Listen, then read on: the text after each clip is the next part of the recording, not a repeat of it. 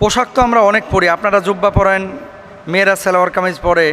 কোন পোশাক দিয়ে আসলে পর্দা হয় না বা সতর আবৃত হয় না, পরলেও গুনাহ হয়, এরকম কোনো পোশাকের যদি দিক নির্দেশনা আমাদেরকে দিতেন। হ্যাঁ, এটা ভেরি ভেরি ইম্পর্টেন্ট একটা বিষয়। দেখেন, 3 ধরনের পোশাক আছে যে পোশাকগুলো আপনি পরিধান করলে পর্দার দাবি আদায় হবে না এবং এটা দিয়ে কখনোই পর্দা সম্ভব না। কয় ধরনের? 3 ধরনের। এই পোশাকগুলো যদি আপনি পরেন তাহলে আপনার গুনাহ হবে। পোশাকের উদ্দেশ্য হচ্ছে ওয়ালিবাস ইউয়ারি সাওআতিকুম ওয়ারিশা।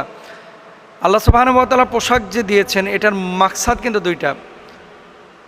সতর ঢাকা, ওই যে ইউয়ারি আল্লাহ বলছেন সতর ঢাকা, এবং তাকওয়ার পোশাক অবলম্বন করা, যে তাকওয়ার পোশাকের কারণে মানুষের ভেতরের আকার আকৃতি বোঝা যাবে না, লজ্জাস্থান ঢেকে থাকবে এবং মানুষ পবিত্র জীবনযাপন করতে পারবে। আল্লাহ সুবহানাহু ওয়া তাআলা তাকওয়ার পোশাক বলেছেন। এখন আমাদের মেয়েরা সালোয়ার কামিজ পরে, ছেলেরা কেউ জুব্বা পরে, কেউ কোট্টাই পরে, কেউ প্যান্ট পরে, কেউ চিপা প্যান্ট পরে, কেউ ফাটা প্যান্ট পরে, কেউ ছিঁড়া প্যান্ট পরে। এখন তো ছিঁড়া ফাটা যত বেশি, ফ্যাশনও তত বেশি, তাই না? নবীজি ছেলেদেরকে বললেন টাকনুর উপরে কাপড় পরতে। এখন ছেলেরা টাকনুর নিচে কাপড় পরতেছে আর মেয়েরা টাকনুর উপরে উঠাইতে উঠাইতে হাঁটু পর্যন্ত নিয়ে চলে আসছে। দেখবেন বাজারে রং চটা এবং যত ছেঁড়া ফাটা প্যান্ট এগুলো তত বেশি ফ্যাশনেবল, এগুলোর দাম বেশি। এরকম অনেকে করছেন। রাসূল আকরাম সাল্লাল্লাহু আলাইহি ওয়াসাল্লাম কি বলছেন? এমন পোশাক যা এত ছোট, যা পরিধান করা সত্ত্বেও সম্পূর্ণ শরীর আবৃত হয় না বা ঢেকে থাকে না, এই ধরনের পোশাক কেউ যদি পরে তাহলে সে হারাম করলো, তার এই সতর উন্মুক্ত করার জন্য তার কবিরা গুনাহ হইল এবং এই ব্যক্তির এই পোশাক দিয়ে কখনো লজ্জাস্থান আবৃত হবে না, এটা দিয়ে সে আল্লাহর কাছ থেকে কখনো নাজাত পাবে না। নবীজির হাদিস থেকে মুহাদ্দিসিনরা এমন কথা বলেন।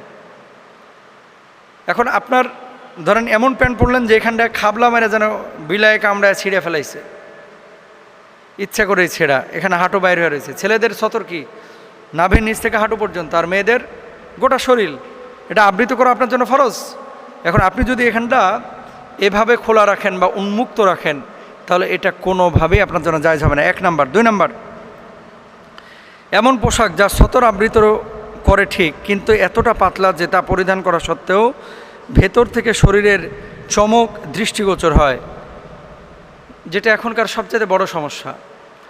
পোশাক আমি পরছি, সেটা নারী হোক পুরুষ হোক, ভেতরের আকার আকৃতি, কোথায় উঁচু, কোথায় নিচু, কোথায় মোটা, কোথায় চর্বি বেশি, কোথায় চর্বি কমে, সব বোঝা যাচ্ছে। এরকম যদি পাতলা পোশাক কোনো ছেলে অথবা মেয়ে পরিধান করে তার পর্দা হবে না। ইয়াংস্টার যারা আছে, যুবক, এখানেও অনেকে কক্সবাজার গিয়ে আপনারা হাফ প্যান্ট পরা শুরু করেন, অনেকে আছে, কিন্তু এই হাঁটুর উপরে কাপড় পরছেন, সম্পূর্ণরূপে হারাম। মেয়েরা এ কাজ অনেকেই করে, সম্পূর্ণরূপে হারাম, নিষিদ্ধ।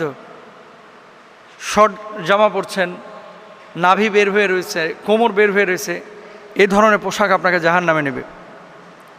3 নাম্বার, এমন পোশাক যা টাইট ফিট, তা পরিধান করা সত্ত্বেও দেহের ভাঁজ ইত্যাদি দৃষ্টিগোচর হয়, এটাও সতর ঢাকার পরিপন্থী।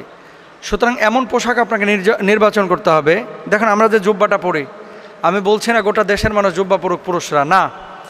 আপনি জামাই পরেন, আপনি টি শার্ট পরেন, কিন্তু আপনার ঢিলা ঢালা হতে হবে, মোটা পোশাক পরিধান করতে হবে যাতে করে ভেতরে আকার আকৃতি বোঝা না যায়।